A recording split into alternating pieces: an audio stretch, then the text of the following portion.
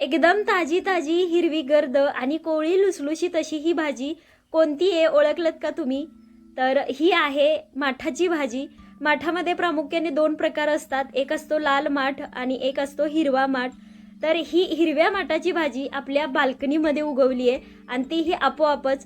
ती कशी काय उगवली हे मी तुम्हाला पुढे सांगणारच आहे. इथे तुम्हाला दिसतच असेल फुलांची झाडं आहेत आणि त्यामध्ये ही भाजी उगवली आहे. एक व्यक्ती आरामात पोटभर जेवण करू शकेल इतकी ही भाजी उगवली आहे. तर आता आपण ही खुडून घेणार आहोत. तर ही जर उपटून न घेता अशा प्रकारे खुडून घेतली ना तर अजून याला भाजी फुटते आणि परत आपण यापासून भाजी करू शकतो, म्हणून मी ही खुडून घेणार आहे. आता मी तुम्हाला सांगते की आपल्या बाल्कनीमध्ये एवढी सारी भाजी आपोआप कसं काय उगवली. तर ज्या वेळेस आम्ही पुण्याला राहायला येणार होतो त्या आधीच ठरवलं होतं की अशा कुंड्या आपल्या बाल्कनीमध्ये बनवून घ्यायच्या आणि त्यामध्ये खूप सारी फुलांची झाडं लावायची. ज्या वेळेस या कुंड्या बनवून घेतल्या त्याच्यामध्ये माती भरली तेव्हा आपोआपच या माठाच्या भाजीचं एक रोपटं उगवलं होतं आणि मला ते लक्षात आलं होतं की ही माठाची भाजी आहे. मग ते उपटून न टाकता मी त्याला तसंच मोठं होऊ दिलं. ते खूप मोठं झालं, त्याला भरपूर साऱ्या बिया आल्या आणि त्या बिया या मातीमध्ये पडल्या आणि त्या सगळ्या बियांपासून आता एवढी सारी भाजी उगवली आहे. त्यावेळेस उगवलेलं ते एक रोपटं काढून टाकलं असतं तर एवढी भाजी आज आपल्याला मिळालीच नसती.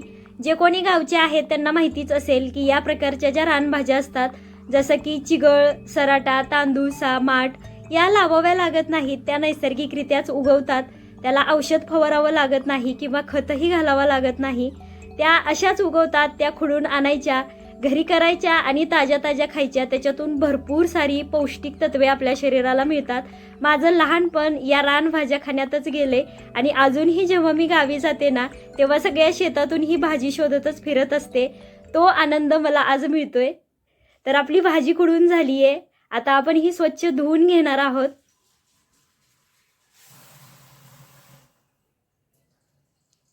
आता जे कोणी आपला हा व्हिडिओ गावाकडून बघत असतील त्यांना बाल्कनीमध्ये उगवलेली भाजी म्हणजे काय फार मोठी गोष्ट वाटली नसेल, कारण तिकडे शेतामध्ये जिकडे बघेल तिकडे या रानभाज्याच उगवलेल्या असतात. माणसं तर खातातच पण सोबत जनावरांना चारा म्हणूनही या भाज्या खाऊ घातल्या जातात. पण जे कोणी माझ्याप्रमाणे मूळचे खेडेगावातले आहेत, ज्यांचं लहानपण खेड्यामध्ये गेले, शेतामध्ये गेले, त्यांच्यासाठी ही फार मोठी गोष्ट आहे. कारण गावच्या शेतात कितीही मोठ्या प्रमाणामध्ये या रानभाज्या उगवत असल्या तरी इथे शहरामध्ये बसून त्या खायला मिळणार नाहीत. त्या आपल्याला विकतच आणाव्या लागतात. मी ही या अधूनमधून विकत आणत असते, पण आज आपल्याच बाल्कनीतून घेऊन आले आणि ती भाजी आपण करणार आहे. पण ज्या वेळेस मात्र मी गावाकडे जाते ना त्यावेळेस येताना भरपूर साऱ्या रानभाज्या मी गोळा करून आणत असते. तर असो, ही आपली बाल्कनीतली भाजी असल्यामुळं याच्यावर जरा जास्तच धूळ बसलेली आहे, त्यामुळं मी साधारण एक 5-6 वेळा ही धुवून घेणार आहे. नळाच्या पाण्याने 2-3 वेळा धुवून घेते आणि त्यानंतर स्वच्छ पिण्याचं पाणी जे असतं ना ॲक्वाचं त्याने 2-3 वेळा धुवून घेते. मग आपण ही भाजी करूया. अगदी साधी सोपी आहे. मोजून एक 3 ते 4 मिनिटात ही भाजी बनवून तयार होते, जास्त वेळ लागत नाही. तोपर्यंत तुम्ही चॅनलला सबस्क्राईब करून घ्या. इथं आपली भाजी स्वच्छ धुवून निथळून झाली आहे. ती खुडतानाच व्यवस्थित अशी खुडून घेतली होती, त्यामुळं निवडायची गरज पडली नाही. गॅसवरती कढई ठेवली, त्याच्यात थोडंसं तेल घालते.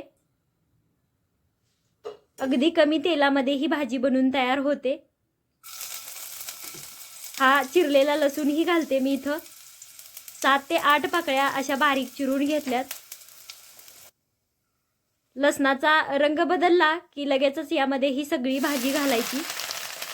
आणि एक गोष्ट लक्षात ठेवायची, ही जी भाजी असते ना माठाची असेल, लाल माठ असो, हिरवा माठ असो किंवा तांदूळशाची भाजी असो, या भाज्या कधी चिरून घ्यायच्या नाहीत. त्या अशा निवडतानाच बारीक बारीक निवडायच्या, म्हणजे त्याच्यातली पोषक तत्वे जी असतात ना ती टिकून राहतात. जरीही ही रानभाजी असली तरीही याच्यात मोठ्या प्रमाणामध्ये पोषक तत्वे असतात. लोह असतं ज्यामुळे हिमोग्लोबिन वाढायला मदत होते. याच्यातील कॅल्शियम आणि मॅग्नेशियम या घटकांमुळे हाडं मजबूत होतात. व्हिटॅमिन ए मुळे डोळ्यांचं आरोग्य सुधारतं. तसेच याच्यामध्ये मोठ्या प्रमाणात फायबर असल्यामुळे पचनक्रिया सुधारायलाही मदत होते. एवढे सारे फायदे आहेत ह्या साध्या रानभाजीचे. आता थोडंसं परतून घेतल्यानंतर याच्यात आपण मीठ घातले. तर मीठ घालताना एक विशेष काळजी घ्यायची, ही भाजी पटकन खारट होते, त्यामुळे खूप थोडंसं मीठ घालायचं. मीठ घातल्यानंतर ही थोडंसं परतून घेतलं. आता याच्यावरती आपल्याला झाकण ठेवायचे. पाणी वगैरे काहीच घालायचं नाही. अंगच्या पाण्याने ही भाजी शिजते. अगदी 2 ते 3 मिनिटात ही भाजी शिजून तयार होते. भाजी इकडे आपली शिजून झालेली आहे. इकडं मी भाकरी करून घेतली आहे. आता लगेचच आपल्याला ताट वाढवून घ्यायचे. तव्यावरची गरमागरम आणि कडक अशी ज्वारीची भाकरी सोबतच आपल्याच बाल्कनीतून आणलेली ताजी ताजी भाजी मी गावरान पद्धतीने वाढून घेते.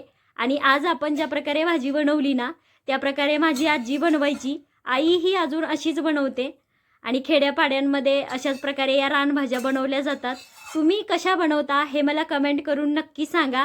आज काहीतरी वेगळं द्यायचा प्रयत्न केला आहे, त्यामुळे अजूनही चॅनलला सबस्क्राईब केलं नसेल तर पटकन करून घ्या आणि व्हिडिओला एक लाईक करा. इथं आपल्याच बाल्कनीतून आणलेली भाजी आणि गरमागरम ज्वारीची भाकरी तयार झाली आहे. खरं तर एवढी मोठी भाजी निघली होती, पण त्याची एवढीशीच भाजी झाली. शेतात एवढी उगवते की अक्षरशः ती शेळ्यांना म्हशींना पण खायला घातली जाते, एवढी भाजी उगवते. पण आपल्याकडं थोडीशीच आली आहे, पण याचं मला समाधान मात्र खूप मिळते. आता मात्र मी हे खाऊन बघणार आहे, त्याचा आनंद घेणार आहे. मला थोडीशी कडक भाकरी आवडते म्हणून मी कडक भाकरी केली आहे.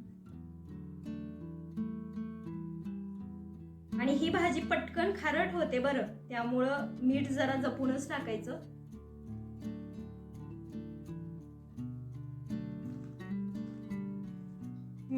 मस्त, तीच चव, एकच नंबर.